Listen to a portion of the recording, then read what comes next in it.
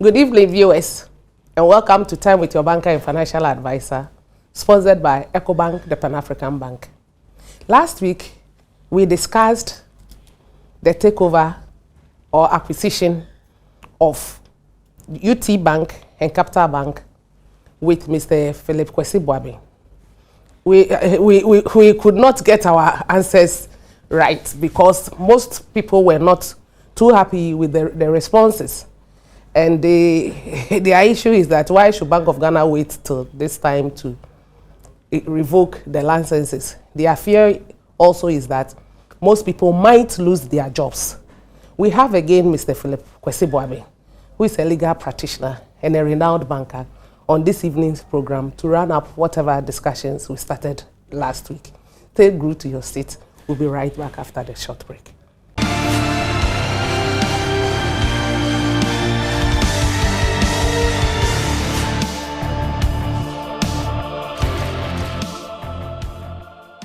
For quick and easy banking on your mobile, like checking your balance or transferring money, use our mobile banking services today.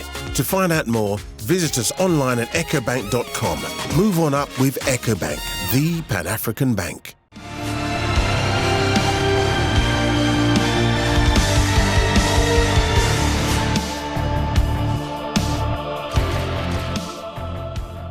Welcome back. This program is sponsored by EcoBank, the Pan-African Bank.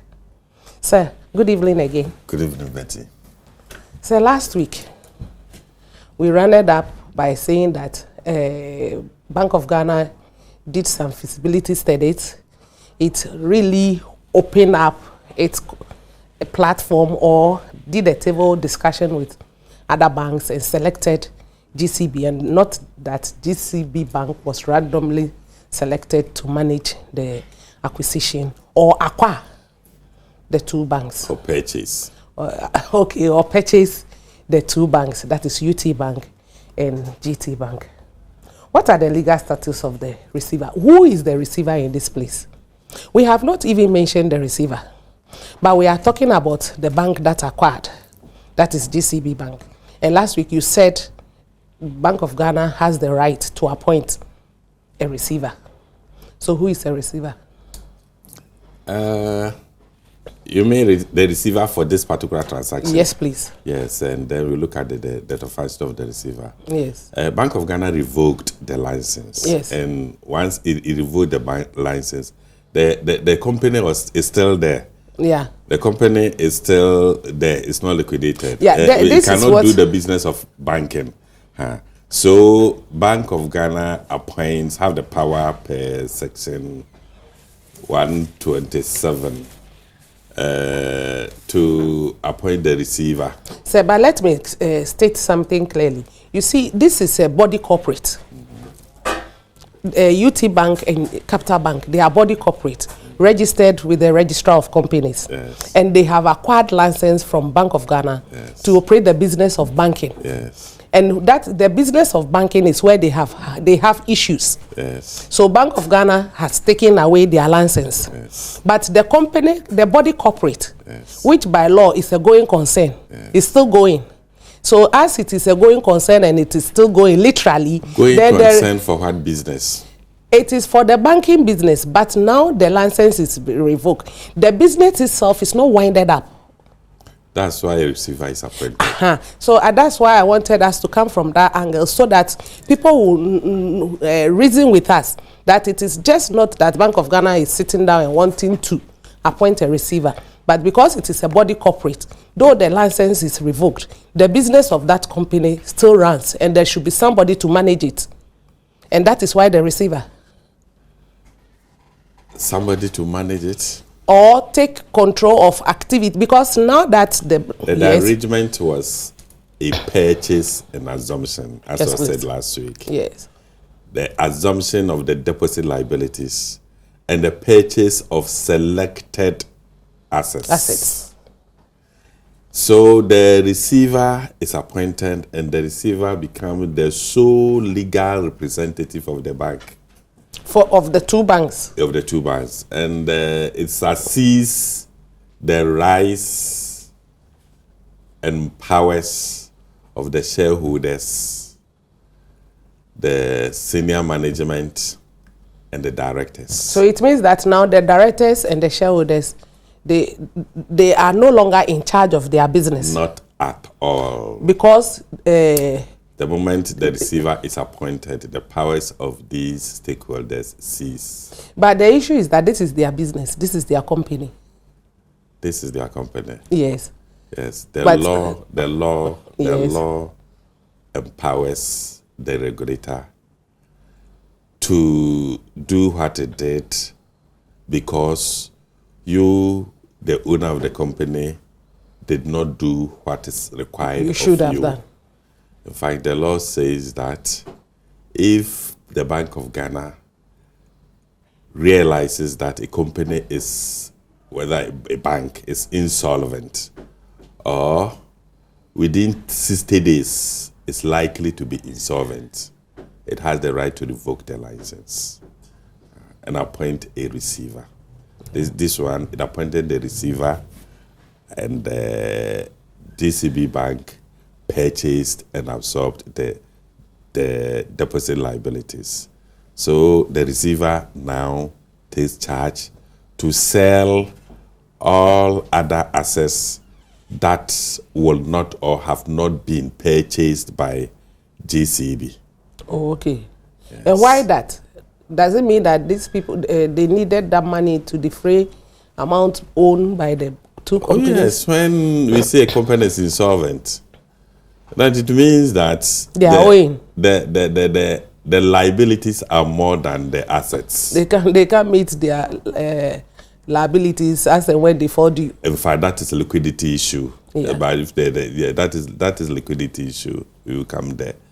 So that is what happens, and the liquidator come in to take over and gather the assets, gather the liabilities, and the law make provision for the procedures that the receiver will have to go through. So you are talking about two issues here. Mm-hmm. You are talking about acquisition. You are talking about liquidation. I don't even want to use the word acquisition because in this particular arrangement, it wasn't an acquisition. It was a purchase and assumption. It was a purchase arrangement. and assumption arrangement. Yes. So if something is purchased, we are not using the Companies Act here. We are not using the official Corporate Liquidation Act here. We are using the new act. We are using the new act. The new act says that when it comes to liquidation, receivership, and bank resolution, these two acts do not apply to the banks. And that it is the provisions in the Banking Act that applies. So if you use the provisions in the Companies Act and that of Corporate Official Liquidation Act, you will get it wrong. So now the two can run simultaneously. Which one? Both purchase and assumption and liquidation. Because if a receiver is being appointed... and receivership. Yes. So GCB, yes, has absorbed the deposit liabilities. And now there is a receiver. And then the receiver Price Waterhouse Coopers, I think the two gentlemen, Vish Ashiabo and I think is it the Eric Nipa, as partners of PwC. They are managing. Yeah, they are managing the liquidation aspect as the receivers. As the receivers. Yes. So they are going to sell the assets, the other assets that has not been taken over by GCB. Yes, there are a lot of work that is involved there. They will need to assemble all the legitimate liabilities not taken over by GCB, all the assets not taken over by GCB, sell those assets, and then payment will be made to the creditors in line with the stipulations of the law.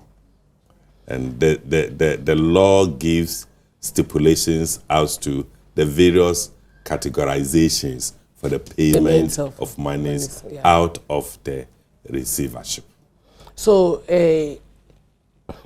this is a very difficult scenario, because some directors may hide some of these assets. That's the reason why the receiver, the Bank of Ghana, have the powers to, if it has reason to suspect, if the receiver, for example, have reason to suspect that something untoward, bordering on criminality and fraud on the part of any of the senior management directors or associates of the two banks. The Bank of Ghana can have the power to institute civil action for damages and restitution, that is bringing back the monies or assets that you have taken. Remember, not quite recent, when these things happen, some news items include the fact that accounts of directors, possibly senior managers, had been blocked within the two banks. It's all to safeguard the interest of the depositors and to ensure that nothing untoward is done. So now there is this trend of banks being set up and holding companies for other businesses.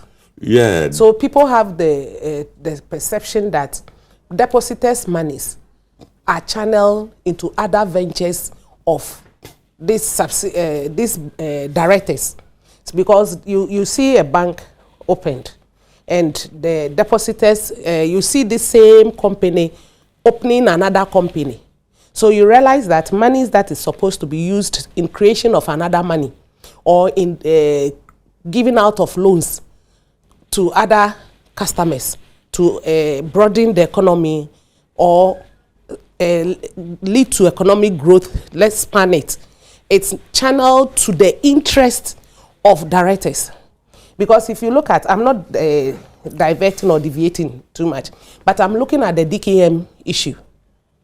If we are looking at the two banks and we want to weigh what the problems are and how come Bank of Ghana has now stamped its authority and has amended the old act, you realize that DKM issue, monies collected from depositors were not on lend. It was used in other ventures of by the director himself. And that led to liquidity problems of that business, and it ran down. If you look at these two banks, one of them in particular has a lot of branches under the same umbrella. And it is one bank that started. By branches or subsidiaries? Subsidiaries. I think the word should be subsidiaries. Yeah. Let's take UT Bank. You have UT Financial something. You have UT Brokerage. You have UT Insurance. You have UT Properties and whatever. You have UT whose money was used in opening all these subsidiaries. Is it not the depositors' money? Having holdings, conglomerates, is nothing new.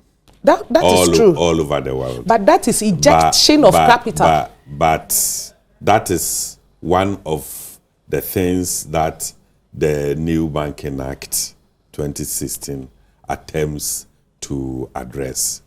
Unlike the previous ones, this new Banking Act attempts to look at the regulatory the regulation and supervision of these holdings in a more consolidated form.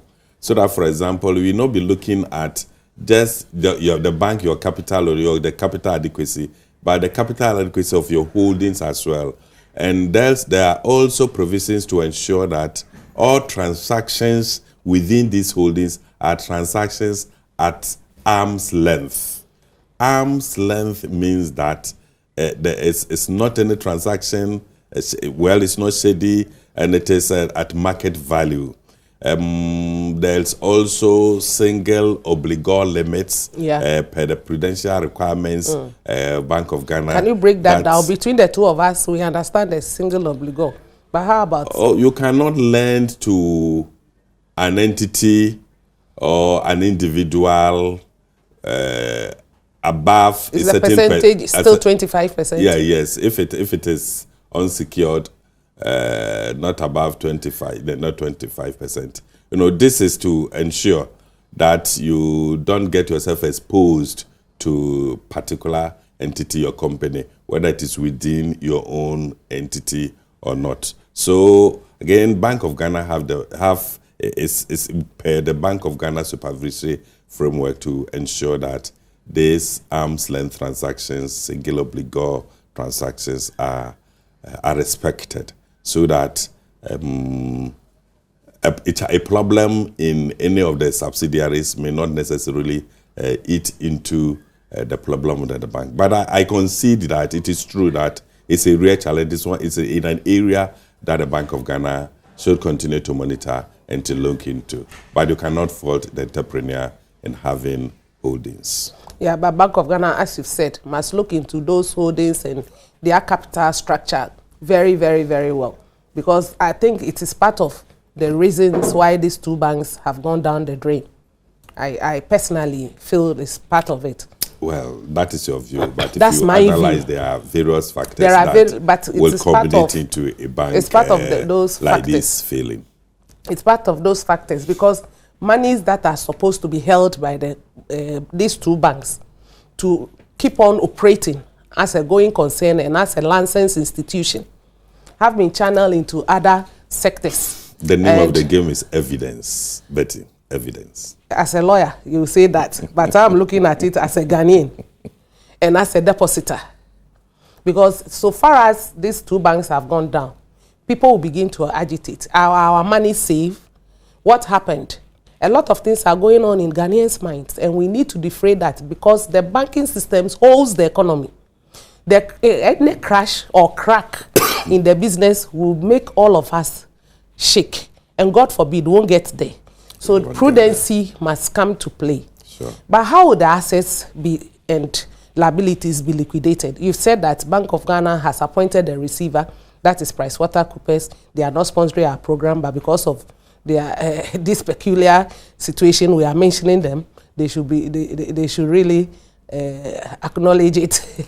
But, yeah. In liquidation or in receiverships, there are categories of creditors, and you need to fall into a particular category of creditors, and within that category there are preferences. The first category that will be paid as creditors will be secure creditors. So, for example, if you're IRS, IRS will come. IRS is not secure, but it's a preferential creditor.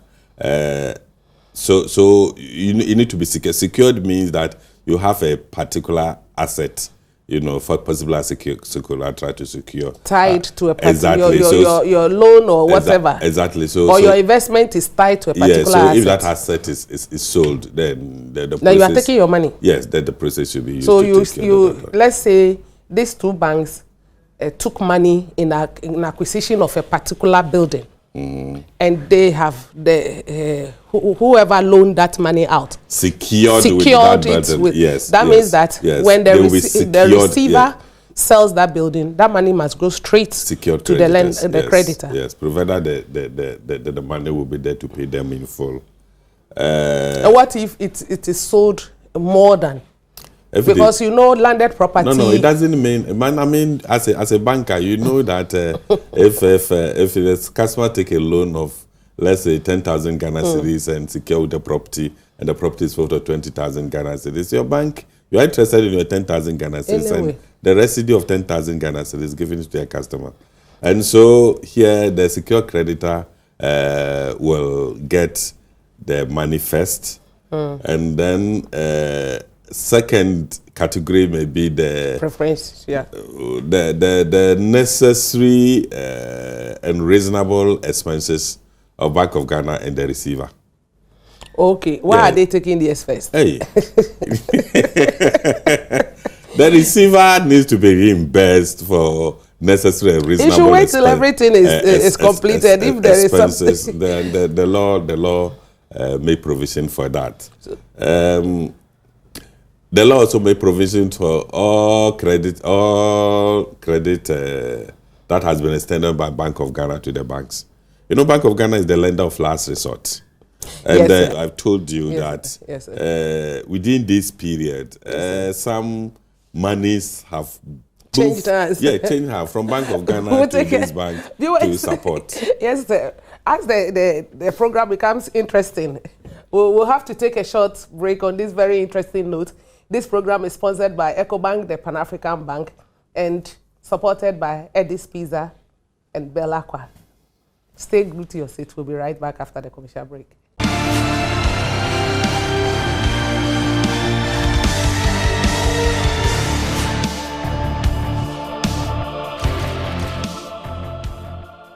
For quick and easy banking on your mobile, like checking your balance or transferring money, use our mobile banking services today.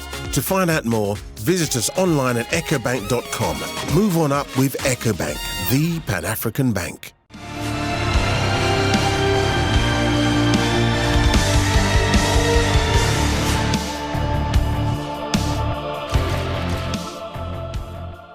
Welcome back, viewers, to Time with Your Banker and Financial Advisor, sponsored by EcoBank, the Pan-African Bank. Yes, sir. So you are categorizing the way the monies will be distributed. Yes, After. I said that the third category may be the all credit to Bank of Ghana.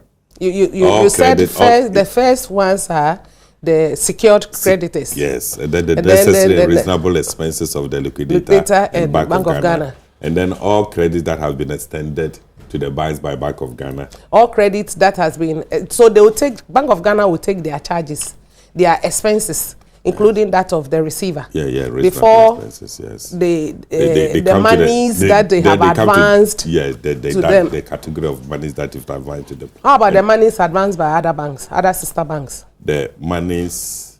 You know, bank, we interlend. It depends upon whether it was secured.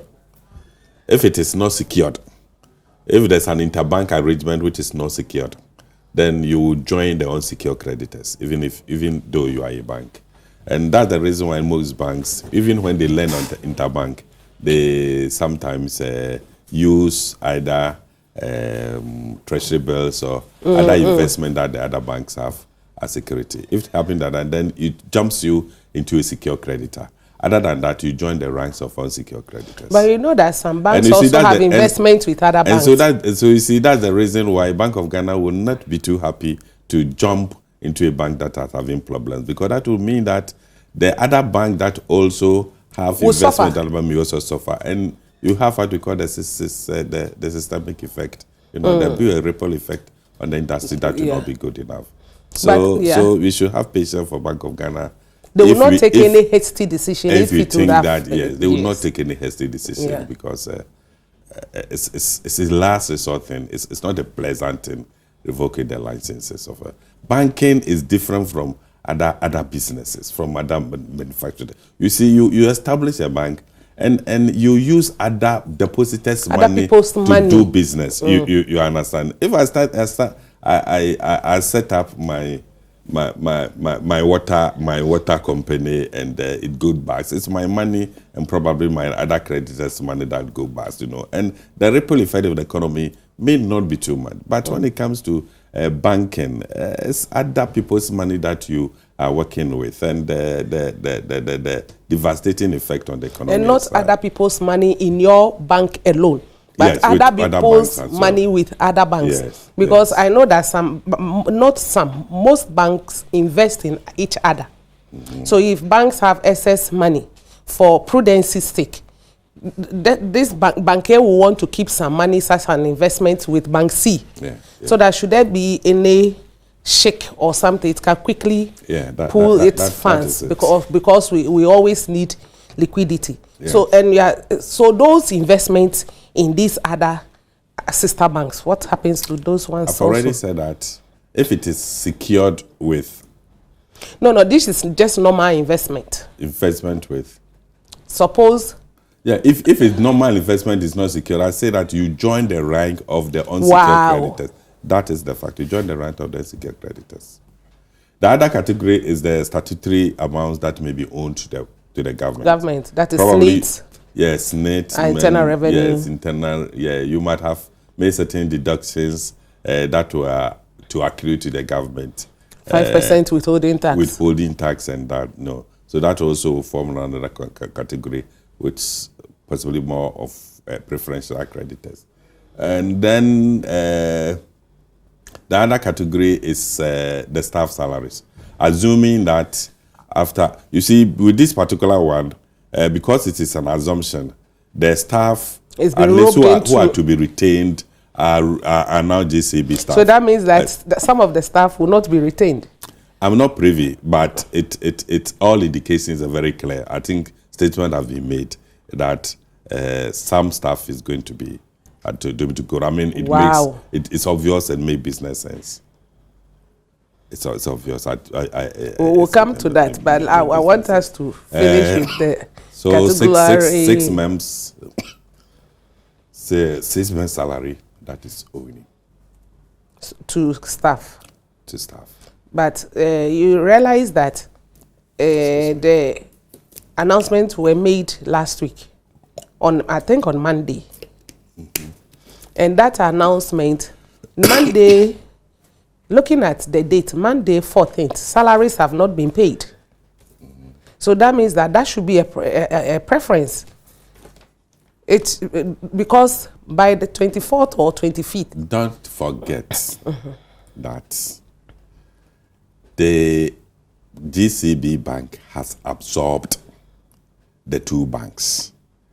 And so now that me and you are talking, the staff of the two banks are staff of GCB bank. And therefore, they will be paid as staff of the GCB bank. This is mom's wages that we're talking about will not be applicable here, because of the assumption and because of the purchase. Assumption and so purchase. So it's because it's not, they are not liquidated, they are not being laid off. Yes. When the time comes and they are laid off, there will be no arrears to be paid anyway. Mm-hmm. So which other categories come after? Then, when there's still some money, that's where subordinated debt also come in. Subordinated debt. For example, you own a company, you own a bank, and then you give the bank a loan, but it is a subordinated one, that it is subordinated to all other preference creditors. Mean that all these categories will get theirs before this subordinated debt. Normally, it's investors who are interested in this sort of arrangement. So the subordinated will be paid first, will be paid, and then it comes to the shareholders. The shareholders, if there's still something left, then the shareholders will get. If there's nothing left, too bad for you. Unfortunately, we have to end this program here. And we are still not done. So we'll see whether we'll find time to complete it so that Ghanaians will have a fair view of what is going on and that their monies are safe. Viewers, this is where we'll end today's program On Time with Your Banker and Financial Advisor, sponsored by EcoBank, the Pan-African Bank. We are still not done with our discussions because we have lots and lots of questions, loaded questions for Mr. Philip Kwesi Boabe. Unfortunately, our time is up. Meet me same time again on Time with Your Banker and Financial Advisor, sponsored by EcoBank, the Pan-African Bank, and supported by Eddie's Pizza. Stay glued to your seat next week. We'll see you.